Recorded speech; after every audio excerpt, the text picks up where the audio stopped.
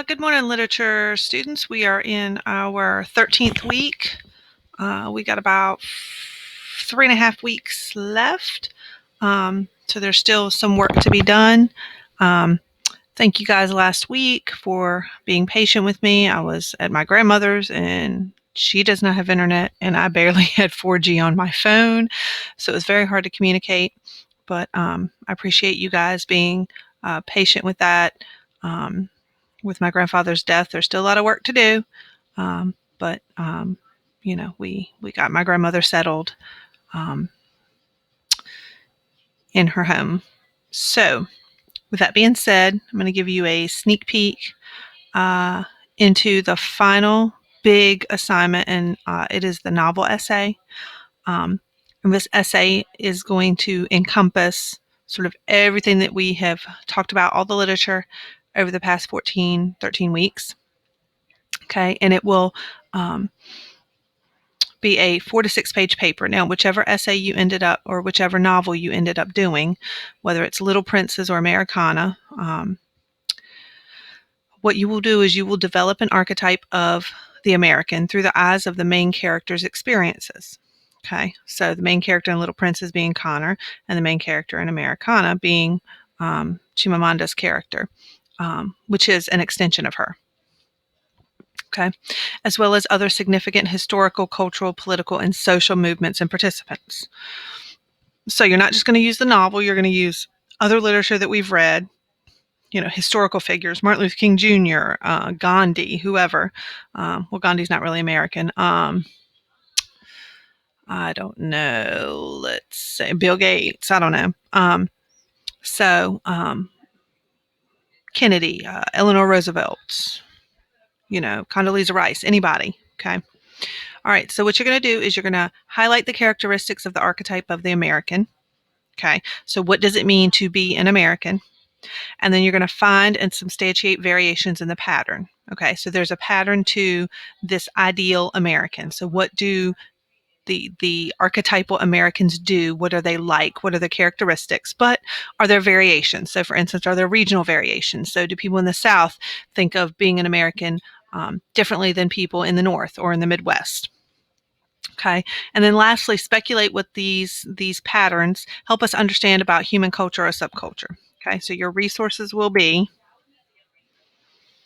the novel, whichever novel you picked, literature from class, so you'll look back at your thinking logs. That's been the whole goal of the thinking logs, is to collect things that you can use in your final essay. And then if you need the Archetypal Explanations website, if you kind of want to take a look at how archetypes are explained, you can do that. And then there's the Gale Literature Database, which I'll give you a preview of.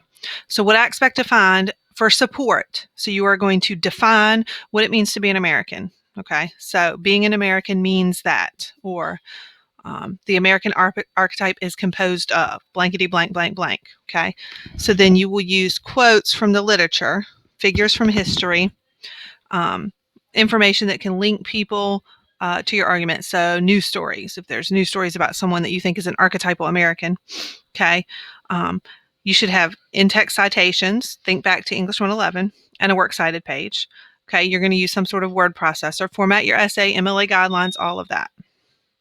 Okay, later in the week, I will have 2 videos that will discuss things about the novel that you want to pay attention to, both novels. Okay, so they'll be short, little 10-minute preview videos just to kind of give you some things to look for. And then here on the next page, this will help you kind of brainstorm some ideas. So thinking about symbols that are used to represent America. Okay, one of the big ones is the American flag. Another one might be the eagle. Okay, so what are some things that represent America? List some people whom you think exemplify what it means to be an American. So for instance, maybe a firefighter, right? That might be what you think exemplifies being an American. Okay, defining moments in American history that allow average people to express their patriotism or identify as American, or identity, their patriotism or identity as Americans. Martin Luther King Jr. could be a good one. Anybody that you think really exemplifies being an American. And then think about 5 to 7 essential characteristics. Okay, so think about character traits that makes an American an American. What do Americans do? What are Americans like? Okay.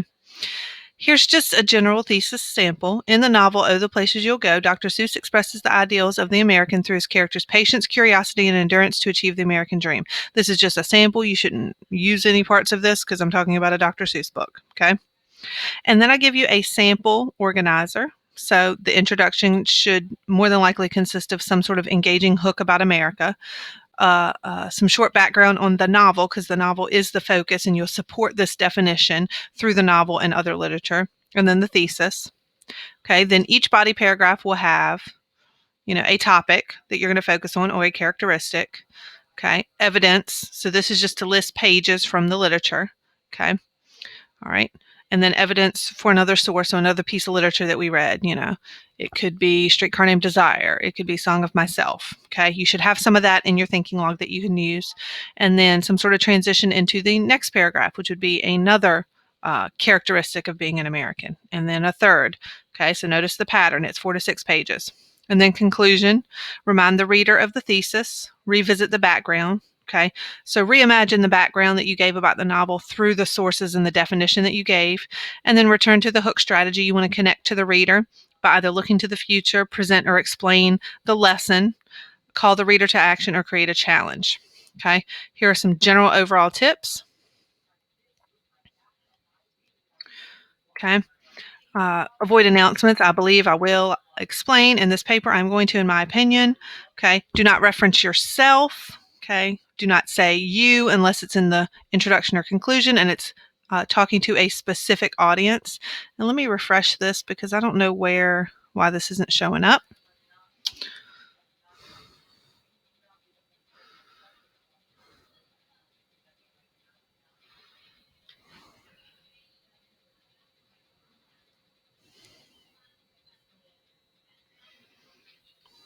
Okay, for some reason, I'm not sure, but it is cutting it off, so I'm not sure what's going on there. It's really weird.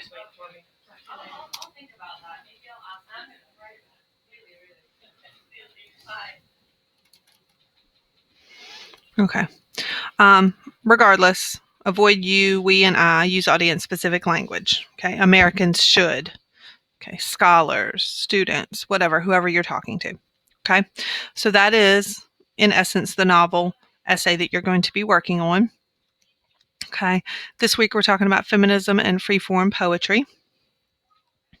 Okay, and this week kind of goes into next week a little bit because next week is Thanksgiving, so we technically are not going to really meet, so to speak, or have anything due. You're just going to continue to work on this unit as we have unit due dates.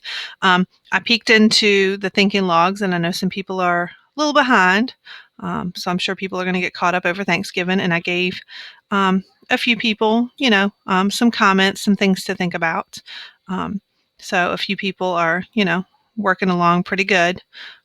Just remember to go back and look at the group roles so that you make sure that you understand what the goal is.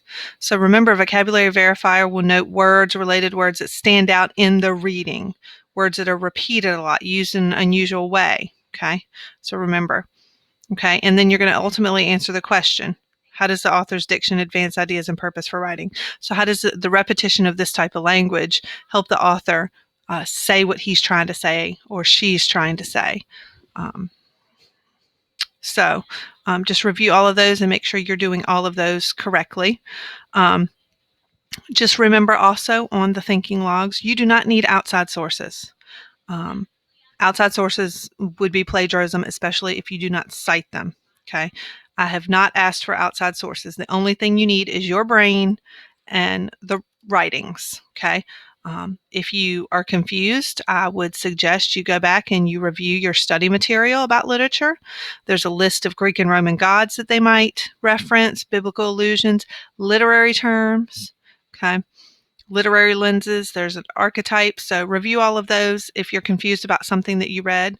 But the majority of the time you can figure out that when a writer talks about fire, he's talking about, for instance, the way someone feels. So the environment typically reflects someone's feelings or someone's situation. So if someone has a fight with their wife and there's fire, okay, or the color red, that reflects their feelings, okay? So you guys should be very accustomed to noticing those sorts of things. Authors make purposeful word choices. Every word that an author puts down is a purposeful choice. Just like when you put your outfits together in the morning, when you're heading to work, you put a certain shirt with pants for a reason, okay? You put your sofa in your living room in a certain place for a reason. You have a reason for doing things, okay? So all of that should be very, very familiar to you. Okay, I'm going to be back online tonight. I'm going to add another day. If anyone has a suggestion, feel free. But I'll be online Tuesday and Wednesday nights, 8-ish to 9-ish. If you're going to get on, just shoot me an email so I know to look for you. If you need help getting on, that's fine. Sometimes it might be 8:05. I got to get my kids settled, and sometimes they don't go as quickly as I need them to. So, regardless, I'm here. I'm going to be online tonight, so I hope to see most of you there. And again, thank you guys for your patience last week because it was kind of a crazy week. Keep reading, keep working in your groups. And if I don't talk to you and don't see you, have a great break next week. Take a day to yourself. Don't think about school. And do something for yourself to kind of decompress before we come back in those last few weeks. All right. Thanks, guys.